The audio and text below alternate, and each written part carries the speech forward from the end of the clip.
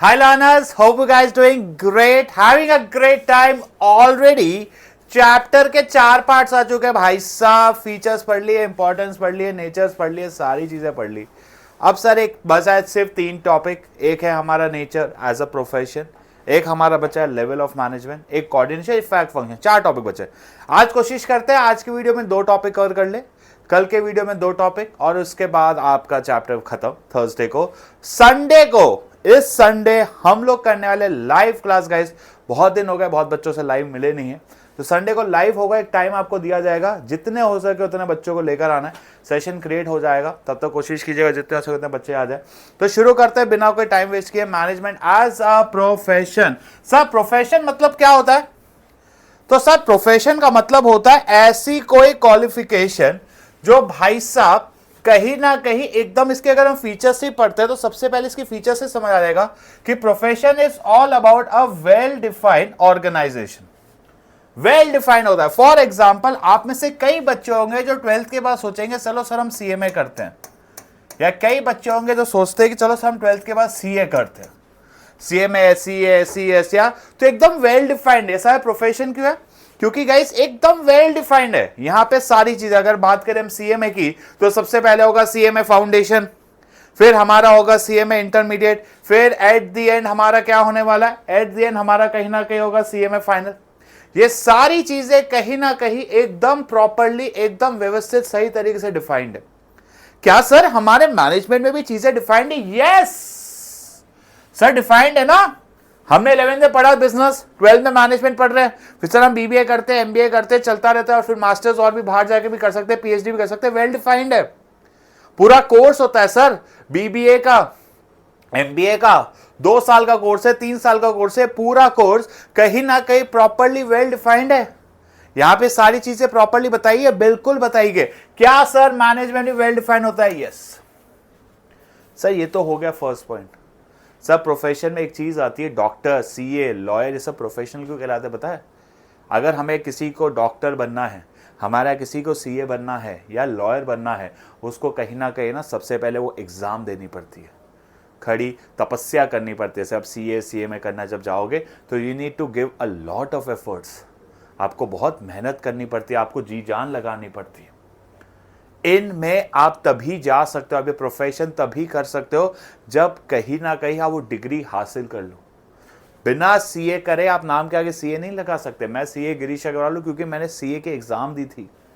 वो जो 3 लेवल इसके होते हैं, सीए फर्स्ट, हमारे टाइम पे सीपीटी होता था, जो अभी कहीं ना कहीं सीए फाउंडेशन हो गया। फिर मैंने उसके बाद सीए इंटरमीडिएट दिया, फिर सीए फाइनल दिया। क्या मैंने ये सारे कोर्सेज किए? क्या ये मैंने सारे लेवल्स किए फिर ही दे सकते हो? यस। हमें एक रिस्ट्रिक्टेड एंट्री है। जब तक आप ये एग्जाम नहीं दोगे, जब तक आप ये एग्जाम पास नहीं करते, आप काम नहीं कर सकते। बट क्या सर, क्या प्रोफेशन में किसी प्रकार की कोई डिग्री चाहिए?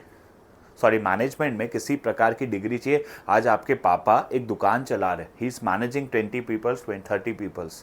क्या कोई डिग्री लेके बैठे?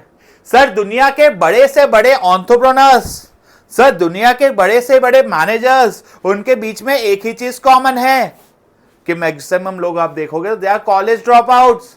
सर उन्हें कोई डिग्री नहीं ली, but they are very successful today because they know how to manage people. तो सर मैनेज करने के लिए कोई एग्जामिनेशन नहीं देनी, लेकिन प्रोफेशन में yes guys, we need to, हमें उसको कहीं ना कहीं रिस्ट्रिक्टेड एंट्री में कीवर्ड लिख लो, एक्वायरिंग, हमें वो एग्जाम देनी पड़ेगी। क्यों? ताकि क्या एक्वायर कर सको? आप एक्वायर कर सको वो डिग्री। सीए करना है, सीए की प्रोफेशनल प्रैक्टिस करनी है, तो सीए की सारी एग्जाम्स देनी पड़ेगी। जब आप वो सीए के एग्जाम्स दे दोगे, तब आपको एक डिग्री मिलेगी, और वो डिग्री कहीं ना कहीं आप यूज कर सकते हो कि नहीं? वो जो डिग्री हमने हासिल की, हम उन डिग्री को कहीं ना कहीं यूज कर सकते हैं कि नहीं कर सकते? बिल्कुल। तो ये 2 चीजें, सबसे पहले we need to give an exam and acquire degree. क्या मैनेजमेंट में ये एग्जाम, ये एक्वायर डिग्री ऐसा कुछ आता है क्या? बिल्कुल भी नहीं सर। तो ये पॉइंट हो गया, is restricted to examination, acquiring an education degree, but management में नहीं होता है। कहां गया नेक्स्ट पॉइंट? हाँ, अब नेक्स्ट है प्रोफेशनल एसोसिएशन। सब में कीवर्ड लिखते जाएंगे। प्रोफेशनल एसोसिएशन, PA लिख रहा हूं, इसका मतलब है प्रोफेशनल एसोसिएशन। इसमें 2 कीवर्ड्स है। इसका अगर आप जब भी कोई CA बन जाता है या CMA बन जाता है, उसे कहीं ना कहीं हासिल करना पड़ता है COP, जिसे हम बोलते हैं सर्टिफिकेट ऑफ प्रैक्टिस। मैंने क्या कीवर्ड यूज किया? It is called as COP, certificate of practice, कि भाई आप एलिजिबल हो, आप एलिजिबल हो आप CA की प्रैक्टिस करने के लिए। ये CA की COP कौन देता है? एक CA का इंस्टीट्यूट है, ICAI, institute of charter accountant of India. ये आपको CA की एक COP नंबर देगा। जब तक आपके पास COP नंबर नहीं आ जाता, आप CA की प्रैक्टिस नहीं कर सकते। अगर इंडिया में if you want to practise, खुद की फर्म स्टार्ट करनी, तो need a COP, practising firm को चाहिए होता है सर्टिफिकेट ऑफ प्रैक्टिस। ये आपको कौन देता है? ICAI। ठीक है, COP। बट सर मेरे पापा दुकान मैनेज कर रहे हैं, उनको क्या किसी प्रकार की COP लेते हैं? वो कहीं जाके उनने कोई मेंबरशिप ली? कोई मेंबरशिप लेने की जरूरत नहीं है। कोई प्रोफेशनल कोर्स मतलब कोई मेंबरशिप लेने की जरूरत है? उनने किसी से कोई सर्टिफिकेट लिया? कहीं के मेंबर बने, वैसे मेंबर बना हुआ है, इंस्टीट्यूट भी बनी हुई है मैनेजमेंट में, जिसका नाम है all Indian management association, institute of management, AIIMS करके, मां करके। कोई कंपलसरी नहीं है। बनना है तो बनो, नहीं बनना है तो ना बनो, आपके ऊपर है। आपकी इच्छा है तो बन जाओ, नहीं बनना मत बनो, कोई सीरियसली लेता नहीं। Certificate of practice. अब इसी प्रोफेशनल एसोसिएशन का एक और काम होता है, वो अपने मेंबर्स के, वो अपने इंस्टीट्यूट के क्या बनाते हैं? COC। एक है COP, एक P को हटा के C, यानी कि कोड ऑफ कंडक्ट। वो हमें बताते हैं हर एक मेंबर को कौन से ऐसे रूल्स रेगुलेशन, कौन से ऐसे नियम कायदे कानूनों को पालन करना है। एकदम सिंपल सी चीज बताते हैं, जो भी हमारे मेंबर्स है, जो भी हमारे सदस्य है, हर मेंबर्स को कौन से रूल्स एंड रेगुलेशन का हमें पालन करना है। अब बताओ, ये रूल्स एंड रेगुलेशन बनाने की बात करते हैं। प्रोफेशनल एसोसिएशन क्या करता है? कोड ऑफ कंडक्ट बनाने की बात करता है। अभी जो कोड ऑफ कंडक्ट हमने बना लिए, तो हर मेंबर को फॉलो करना है, बात सही है सर, लेकिन मैनेजमेंट में तो मेंबर बनना ही कंपलसरी नहीं है, तो कोई नियम कायदे कानून है क्या? ना, कोई कोड ऑफ कंडक्ट नहीं होता है, कोई नियम कायदे कानून नहीं है जो हमें फॉलो करना है। इसलिए इसी के बेसिस पे नेक्स्ट पॉइंट बनकर आता है। देखो, जब कोड ऑफ कंडक्ट बनाने की बात है, we need to make certain code of conduct, तो पॉइंट आ जाएगा प्रोफेशनल एसोसिएशन। क्या गाइस, कौन है जो कहीं ना कहीं इन कोड ऑफ कंडक्ट को बना रहा है? कौन है वो जो इन कोड ऑफ कंडक्ट को बना रहा है? That is professional association. अब एक बार मैंने कोड ऑफ कंडक्ट बना लिए, हमने क्या किए? एक बार कहीं ना कहीं कोड ऑफ कंडक्ट बना लिए, अब हर एक मेंबर को कहीं ना कहीं सारे रूल्स एंड रेगुलेशन को फॉलो करना जरूरी है कि नहीं? जो कोड ऑफ कंडक्ट बन चुके हैं, वो कहीं ना कहीं अब हर एक मेंबर को फॉलो करने हैं। यस, बट क्या मैनेजमेंट में जरूरी है? क्या मैनेजमेंट में कोड ऑफ कंडक्ट फॉलो करना जरूरी है? बिल्कुल भी नहीं। तो यही चीज यहां पे लिखी हुई है, all professional association which regulates entry, grant certificate of practice and formula. ऐसे 3 चीजें, एक देते COP and enforces code of conduct. Ethical code of conduct हर प्रोफेशन को, जो भी मेंबर्स है उसको सारे फॉलो करने हैं। बट क्या मैनेजमेंट में कोई एसोसिएशन है? ना है, पर मेंबर बनना जरूरी नहीं है। क्या मैनेजमेंट में कोड ऑफ कंडक्ट फॉलो करने की जरूरत है? बोलो ना। अब लास्ट है सर्विस मोटिव। यह हमने 11th की बिजनेस स्टडीज में पढ़ा था कि कोई भी इंसान अगर प्रोफेशनल सर्विस कर रहा है या दे रहा है, तो उसका एक इंटेंशन है, और यहां पे वो इंटेंशन होता है सर्विस, कि जो भी सोसाइटी को सर्व कर रहा है वो कहीं ना कहीं सोसाइटी के बारे में सोचे। लेकिन हमारे ऑर्गेनाइजेशन का मकसद तो पैसा कमाना होता है। लेकिन गाइस आज के डेट में कोई भी ऑर्गेनाइजेशन सिर्फ और सिर्फ प्रॉफिट के लिए नहीं कर रहे, वो भी पैसा कमाना चाहते हैं, वो भी सोसाइटी के बारे में सोच रहे हैं, वो भी एम्प्लॉयज़ के बारे में सोच रहे हैं। तो कहीं ना कहीं सर्विस मोटिव थोड़ा थोड़ा इधर भी है, टोटली नहीं हुआ है पर बन रहा है। आज के डेट में हम कहीं ना कहीं प्रोफेशनली एक्सपर्ट्स को रखना शुरू कर रहे हैं, जरूरी नहीं है। तो एग्जाम में क्वेश्चन आए क्या मैनेजमेंट प्रोफेशन है? Yes, management is a profession, but क्या फुल फ्लेजेड प्रोफेशन है? नो। एग्जाम में यह क्वेश्चन आता है क्या management is called as a full fledge profession? तो आंसर इज नो। बट अगर क्वेश्चन आए क्या management is a profession? Yes, पर फुल फ्लेज नहीं है, पूरी तरीके से नहीं है, वो अभी प्रोफेशन बन रहा है। हर कोई यही चाहता है कि जो भी वो बिजनेस कर रहा है, जो भी वो व्यापार कर रहा है, उसको कहीं ना कहीं प्रोफेशनली मैनेज किया जाए, उसको कहीं ना कहीं एकदम ढंग से मैनेज किया जाए कि नहीं किया जाए। इसलिए हम बोलते हैं management is a well defined profession. Clear? Full fledge profession नहीं है अभी तक। डन? यहां तक चीजें क्लियर हुई? समझ आ गया कि नहीं? ये चीज आप पढ़ लेना, आपको मैंने समझा दिया है, बहुत इंपॉर्टेंट है। जो भी डाउट्स है प्लीज पूछा करें आप लोग मुझे टेलीग्राम पे, और इनफैक्ट व्हाट्सएप ग्रुप के डिस्क्रिप्शन में लिंक्स आ जाएंगे आज से, तो प्लीज उसको भी ज्वाइन करें सब। ठीक है, चलो अब सबसे इंपॉर्टेंट टॉपिक है levels of management. This is the most important topic of this chapter. इसमें से मुझे ऐसा लगता है 1 मार्क का 3 मार्क का कुछ आता ही है हर बार। तो आपको 3 लेवल्स पढ़ना है, कौन से क्या आते हैं और उसके फंक्शंस। ये लास्ट वीडियो पार्ट होगा, आज का टॉपिक होगा, फिर हमारा खत्म। तो सबसे पहले हमारे कितने लेवल्स होते हैं? बेसिकली 3 लेवल होते हैं एक ऑर्गेनाइजेशन में। एक होता है top, middle, operational. Top level, इससे 3 चीजें पता चलती है। 3 लेवल कौन सा है? Top level, middle level, operational level. अब गाइस इससे ये पता चल जाती है कि ऑर्गेनाइजेशन में सबसे ऊपर कौन आता है? टॉप। सबसे नीचे कौन आता है? ऑपरेशनल। इस ऑर्गेनाइजेशन में कहीं ना कहीं सबसे ज्यादा पावर्स किसके पास है?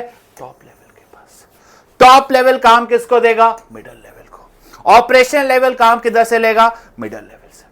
तो कहीं ना कहीं एक क्लैरिटी मिल जाती है इस हायरार्की से कि कौन किसको रिपोर्ट करेगा और कहीं ना कहीं कौन किससे ऑर्डर लेगा। यहां पे कहीं ना कहीं बॉस मुझे एक प्रकार से क्लैरिटी आ गई है कि मैं ऑर्डर किसको दे सकता हूं और मैं किससे ऑर्डर ले सकता हूं। तो आ गई। तो सबसे पहले है टॉप। कौन सा लेवल है भैया? सबसे पहला लेवल है टॉप। यहां पे कौन आता है? द सीनियर मोस्ट, सबसे ऊपर। सारे सी से नाम शुरू होते हैं, गलत सेंस में मत लेना। जैसे कि चेयरमैन, जैसे कि CFO, जैसे कि CO, chief operating officer, CEO, chief executive officer. याद रखना भैया, प्रेसिडेंट हो या वाइस प्रेसिडेंट, प्रेसिडेंट हो, vice president, chairman, CEO, CFO, जो बड़ी बड़ी गाड़ी में सूटों में घूमते हैं, जो बड़े बड़े कॉन्फ्रेंसेस में दिखते हैं, ये सारे के सारे कौन से लेवल पे काम करते हैं? एक ही लेवल, जिनका नाम है टॉप लेवल। नेक्स्ट है अब इनके फंक्शंस। पहले मैं फंक्शंस लिखवाऊंगा आज आपको, फिर जितने बच जाएंगे हम वो करेंगे। सबसे पहले चलो हम लोग पढ़ लेते हैं, फिर साथ में बाद में लिखेंगे। ठीक है, तो सबसे पहला फंक्शन क्या है? इंटीग्रेट करना। टॉप लेवल के नीचे बहुत सारे डिपार्टमेंट होते हैं कंपनी में, प्रोडक्शन, परचेज, सेल्स, मार्केटिंग। ये जितने भी फंक्शंस हैं, इन सारे फंक्शंस के एफर्ट्स को एक साथ लेकर आओ। इन सारे फंक्शंस की मेहनत को इंटीग्रेट करो। हमारा काम है कि ये सारे फंक्शंस कहीं ना कहीं साथ में चले। तो there should be coordination. Keyword याद रखना, कोऑर्डिनेशन, क्योंकि नेक्स्ट में एक और कीवर्ड आएगा इसके रिलेटेड। जब हमें प्रोडक्शन, परचेज, सेल्स, मार्केटिंग, इन सारे डिपार्टमेंट के बीच में कहीं ना कहीं प्रॉपर कोऑर्डिनेशन, सबको साथ में लेकर चलने की बात हो रही है, तो we are talking about top level. Keyword क्या है? कोऑर्डिनेशन। ताकि हम क्या अचीव कर सके? हम सारे लोगों के एफर्ट्स को कोऑर्डिनेट कर रहे हैं, ताकि at the end at the end मेरा क्या है, जो भी ऑब्जेक्टिव है या जो भी ऑर्गेनाइजेशनल गोल है हम उसको अचीव करें कि नहीं। जो भी मेरा ऑर्गेनाइजेशनल गोल या जो भी ऑब्जेक्टिव है हम उसको अचीव करें। First point done, coordinate. दूसरा इसका काम क्या होता है, जो हमारे ऑर्गेनाइजेशन का WS का मतलब है वेलफेयर और साथ साथ में सर्वाइवल। हमें मेक श्योर करना है कि हमारा ऑर्गेनाइजेशन लंबे समय तक सर्वाइव करे, टिके रहे, और यह भी मेक श्योर करना है कि हमारा ऑर्गेनाइजेशन आगे बढ़े। हमें कहीं ना कहीं अपने ऑर्गेनाइजेशन के वेलफेयर और कहीं ना कहीं उसके सर्वाइवल दोनों के बारे में सोचना है। तो अभी तक हमने क्या लिखा, ठीक है, मैं आपको लास्ट में लिखूंगा, रिवाइज होगा फिर नेक्स्ट क्या है, ये ही वो लोग हैं आज चेयरमैन, CEO, CFO मीटिंग करके डिसाइड करेंगे कि नहीं हमारे कंपनी के क्या गोल होने हैं, हमारे कंपनी के क्या स्ट्रैटेजी होने, यस और नो। कहीं ना कहीं हमारे किस मकसद से हमने इस कंपनी को बनाया है, हमारा क्या टारगेट है, हमारा क्या गोल है, वो भी कौन डिसाइड करता है, टॉप लेवल। कहीं ना कहीं मेरे दोस्तों ये वो टॉप लेवल वाले ही जिम्मेदार होते हैं कि नहीं बाहर की दुनिया से डील करना। इन्हीं का काम है कि नहीं देखना बाहर की दुनिया में क्या चल रहा है, देखना बाहर की दुनिया में ये बदलाव हुआ है, तो जो बाहर की दुनिया में बदलाव हुआ है उसके हिसाब से खुद को भी बदलना पड़ेगा कि नहीं। जो बाहर की दुनिया में, आउटसाइड वर्ल्ड में जो भी चेंजेस हो रहे हैं, क्या उसके हिसाब से हमें भी चेंज करने की जरूरत है कि नहीं, यस और नो। आसपास की दुनिया में, बाहर की दुनिया में जो चेंज हो रहा है तो उसके हिसाब से हमें भी चेंज करना है। तो इसके फटाफट अब चारों चीजें लिखते हैं। सबसे पहले क्या है, coordinating the efforts of different department. Next फिर था लाइजनिंग विथ आउटसाइड वर्ल्ड, बाहर की दुनिया के साथ लाइजनिंग करना, हमारे ऑर्गेनाइजेशन के वेलफेयर और सर्वाइवल के बारे में सोचना, और लास्ट सबसे सिंपल गोल्स और साथ साथ में स्ट्रैटेजीज बनाना। किस मकसद से, किस एम से हमने ये बिजनेस बनाया है, क्या मेरा गोल है, क्या मेरा टारगेट है, क्या मेरी स्ट्रैटेजी है, ये सब भी कहीं ना कहीं हमें क्लियरली डिफाइन करनी है कि नहीं, यस। तो हो गया, इसी के साथ हमारा टॉप लेवल ख़त्म होता है। अब हम शुरू करते हैं इसी के साथ आपका मिडल लेवल। अब मिडल लेवल कहीं ना कहीं एक तरीके का लिंक होता है, किसके बीच में, एक होता है हमारा टॉप लेवल और एक होता है हमारा ऑपरेशनल लेवल। इसके बीच में जो लिंक है वो है मिडल लेवल। इसके अंदर सारे के सारे आ जाते हैं आपके डिपार्टमेंटल मैनेजर्स, जैसे कि प्रोडक्शन, जैसे कि परचेज, जैसे कि सेल्स, जैसे कि मार्केटिंग। ये सारे हमारे मैनेजर्स कौन से लेवल पे आ जाएंगे, production manager, purchase manager, sales manager, marketing managers, ये सारे के सारे मैनेजर्स कहीं ना कहीं कौन से लेवल पे आते हैं, मिडल लेवल। अब इनके कुछ फंक्शंस है, उनको समझते हैं। जो भी टॉप लेवल ने पॉलिसी बनाई है, जो भी टॉप लेवल ने रूल्स बनाया है, उसको समझना, इंटरप्रेट द पॉलिसीज। क्या गाइस, क्या करना है, सबसे पहला मैं आपको लिख के करवा रहा हूं, इंटरप्रेट। जो भी टॉप लेवल की पॉलिसीज है उसको कहीं ना कहीं हमें इंटरप्रेट करना है, हमें कहीं ना कहीं उसको समझना है कि नहीं। टॉप लेवल कहना क्या चाहता है, interpret the policies of top level. आप पॉलिसीज तो बना ली, अब हमें क्या मेक श्योर करना है कि प्रोडक्शन, परचेज, सेल्स, प्रोडक्शन का काम है प्रोडक्शन करना, परचेज का काम है परचेज करना, सेल्स का काम है सेल्स, मार्केटिंग का मार्केटिंग, ये अलग अलग काम करने। अब ये अलग अलग काम करने के लिए भाया हमें लोग चाहिए, तो मेक श्योर करो कि हमें जितने लोग चाहिए, रिक्वायर्ड पर्सनल का एक वर्ड का मतलब होता है एम्प्लॉयज, जितने लोग हमें चाहिए वो है। भाई मुझे 50 लोग चाहिए, 60 लोग चाहिए, 70 लोग चाहिए, 80 लोग चाहिए, 90 लोग चाहिए, मुझे जितने भी लोग चाहिए मेरे कंपनी में कहीं ना कहीं उतने लोग होने चाहिए। तो काम रिक्वायर्ड पर्सन। अब जो लोग आ गए, जो भी हमारे को लोग चाहिए थे, एम्प्लॉयज चाहिए थे, वो आ गए। अब मेरे को 10 लोग चाहिए, 20 चाहिए, 30 चाहिए, 40 चाहिए। इनको हम कहीं ना कहीं काम क्या करेंगे? असाइन। जो भी ये लोग हैं 10, 20, 30, 40, 50, 60, 70, 80, ये जो भी लोग हैं हम काम क्या करेंगे? असाइन। एक बार मैंने इन्हें काम असाइन कर दिया, अब मेरा एक और फर्ज क्या है? इनको अब कंटिन्यूसली क्या करना है? Motivate the employee. जो भी एम्प्लॉयज है इन्हें हमें कहीं ना कहीं एक तरीके से मोटिवेट भी करना है कि नहीं। तो 3 चीजें मेक श्योर करो। जो डिपार्टमेंट में लोग चाहिए लोग हैं, जो लोग आ गए उनको काम असाइन करो। एक बार लोग आ चुके हैं, अब उन्हें कहीं ना कहीं हमें यह भी मेक श्योर करना है कि सीरियसली कंटिन्यूसली काम करें। तो अब हम उन्हें क्या करेंगे? जो लोगों को हमने काम असाइन किया, अब हम उन्हें क्या करेंगे? कंटिन्यूसली कहीं ना कहीं मोटिवेट करेंगे, कहीं ना कहीं उनको समझाएंगे कि नहीं। तो मोटिवेटिंग द एम्प्लॉय।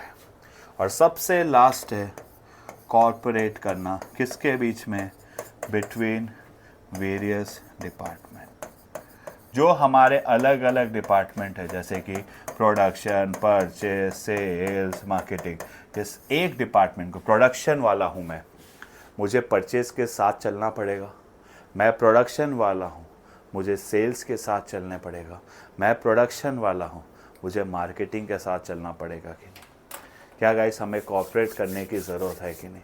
एक डिपार्टमेंट को दूसरे, दूसरे को तीसरे, तीसरे को चौथे, कॉर्पोरेट करने की ज़रूरत है कि नहीं अलग अलग को? तो that is corporation. Middle level के 5 फंक्शन है। सबसे पहला इंटरप्रेट करना, दूसरा जो लोग उसको चाहिए वो लेकर आना, जो लोग आ गए उनको काम देना, असाइनिंग। एक बार हमने उनको काम असाइन कर दिया, अब मेरा एक और फ़र्ज़ है इनको कंटिन्यूसली मोटिवेट करना। और लास्ट, एक डिपार्टमेंट को कहीं ना कहीं दूसरे डिपार्टमेंट के साथ क्या करना है? कॉर्पोरेट। क्लियर? अब लास्ट है सुपरवाइजरी लेवल, जिसको हम ऑपरेशनल लेवल भी कहते हैं। ये हमारे लोअर लेवल है, जो कहीं ना कहीं सिंपल, ये वो लोग हैं। सुपरवाइजरी लेवल को कहीं ना कहीं एक तरीके से कहा जाता है फर्स्ट लाइन मैनेजर्स। इनको फर्स्ट लाइन मैनेजर्स इसलिए बोलते हैं क्योंकि they are in the direct connect with the workers. पहले एक चीज याद रख लेना, कोई टीचर आपको बोले कि वर्कर्स कोई लेवल पे होता है, नहीं होता है, ऑपरेशनल लेवल पे होता है, गलत। वर्कर्स का कोई लेवल नहीं है, क्योंकि वर्कर्स किसी को मैनेज नहीं करने वाला। जो वर्कर्स को मैनेज करते हैं उनको हम बोलते हैं first line managers. First line manager क्यों? क्योंकि हमारे वर्कर्स को कोई भी दिक्कत होगी तो वो इनको बताएंगे, और हमारे मैनेजर्स को भी वर्कर्स तक कोई बात पहुंचानी है। हमारे मैनेजर्स को वर्कर्स को कोई बात पहुंचानी है तो किसके थ्रू होगा? हमारे मैनेजर को अगर वर्कर्स तक कोई बात पहुंचानी है तो किसके थ्रू होगा? First line manager. So they act as a link between the management and the workers. ठीक है, चलो अब इसके क्या काम है? इसका सिंपल सा बहुत 2-3 काम ही है। क्वांटिटी जो है वो पूरी हो जाए, क्वालिटी मेंटेन रहे, प्रोडक्टिविटी मैक्सिमम रहे। और इसमें आते कौन कौन है? सुपरिटेंडेंट, सेक्शन ऑफिसर, ये सारी चीजें याद रखना। एक बहुत अच्छा सवाल है कि सर सुपरिटेंडेंट आया तो ये हो जाएगा ऑपरेशनल, पर सर एक प्लांट सुपरिटेंडेंट आया तो सर ये हो जाएगा हमारा मिडिल लेवल। ठीक है सर, एक अगर ऑपरेशनल मैनेजर आया तो भी मिडिल लेवल, क्योंकि वो एक मैनेजर है जिसकी जिम्मेदारी ऑपरेशनल देखना है। पर एक सेक्शन ऑफिसर, सुपरिटेंडेंट, ये सब आए, वो कहां पे आ जाएंगे? Operational level. इसी के साथ हमने लेवल्स भी खत्म किए। आई होप अच्छा लगा। चैनल को सब्सक्राइब, वीडियो को लाइक जरूर करना।